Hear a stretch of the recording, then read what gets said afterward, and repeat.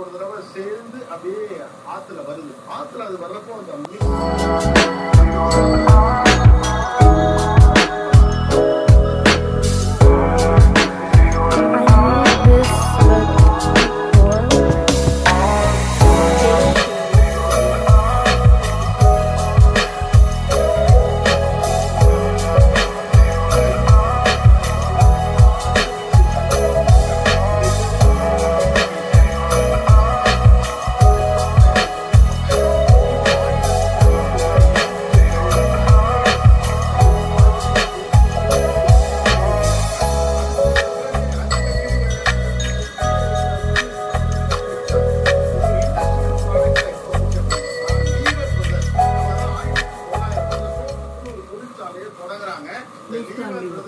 யாருன்னா இன்னைக்கு இருக்கிற யூனிலீவர் அப்படின்னு நம்ம பிரபலமாக பேசுறதுல அந்த கம்பெனி.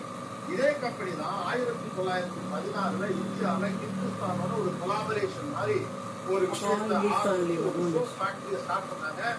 அங்கேருந்து 1916 இந்தியாவில நேரடியாக சோப்புகள் தயாரிக்கப்பட ஆரம்பிச்சது. அந்த சோப்புகள் தயாரிக்க ஆரம்பிச்ச பிறகு மக்களுக்கு கொஞ்சம் பொருளாதாரத்தில் இருக்கவங்களாம் சோப்பெல்லாம் போட்டு யூஸ் பண்ண ஆரம்பிச்சாங்க. அந்த எக்ஸ்பீரியன்ஸ் சூப்பரா இருந்திருக்கும்ல. அதாவது நதியில